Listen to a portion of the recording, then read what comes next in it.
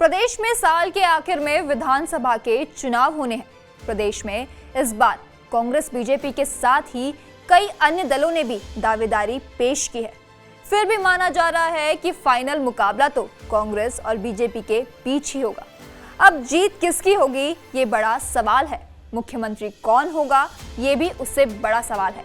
कांग्रेस ने भले ही मुख्यमंत्री के चेहरे को लेकर ऐलान नहीं किया है, लेकिन मुख्यमंत्री अशोक गहलोत के नेतृत्व में चुनावी मैदान में उतरने की बात जरूर कही है और इसी को सचिन पायलट ने भी स्वीकार कर लिया है।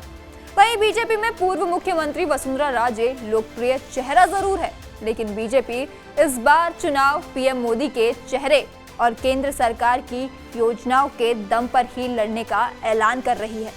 राजस्थान में बीते 20 सालों से परिवर्तन वाली परिपाटी रही है, जहां 5 साल कांग्रेस तो 5 साल बीजेपी को सत्ता का सुख मिला है। इन 5 सालों के परिवर्तन में भी दिलचस्प बात यह है कि मुख्यमंत्री भी 2 ही रहे हैं। कांग्रेस की ओर से अशोक गहलोत तो बीजेपी की ओर से वसुंधरा राजे।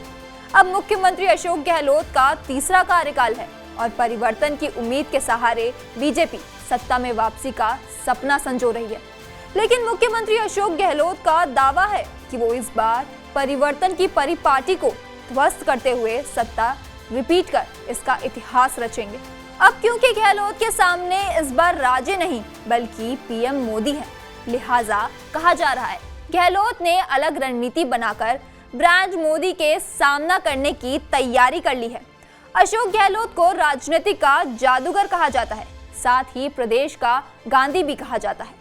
गहलोत जानते हैं कि गरीबों के हमदर्द के रूप में उनकी छवि उन्हें दोबारा सत्ता में वापस ला सकती है।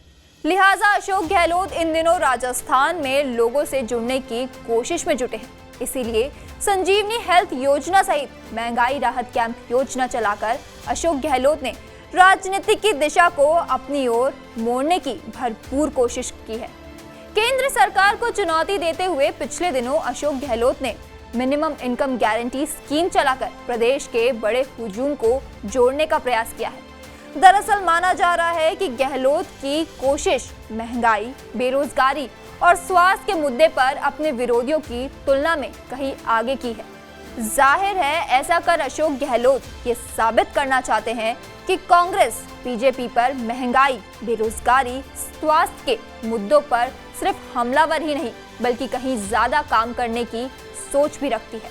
अशोक गहलोत जानते हैं कि ऐसा प्रयास विधानसभा के अलावा लोकसभा चुनाव में भी कांग्रेस के हक में जा सकता है। इसीलिए अशोक गहलोत पॉपुलर सरकार की इमेज गढ़ने में जुटे हुए हैं।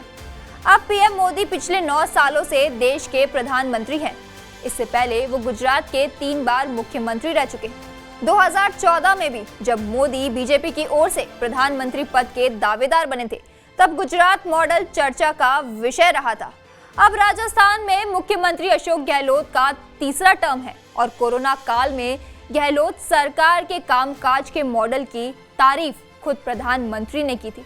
ऐसे में अब 2023 के विधानसभा चुनाव के साथ ही 2024 के चुनाव में राजस्थान के मुख्यमंत्री अशोक गहलोत क्या मोदी के लिए चुनौती बनने वाले साबित होंगे?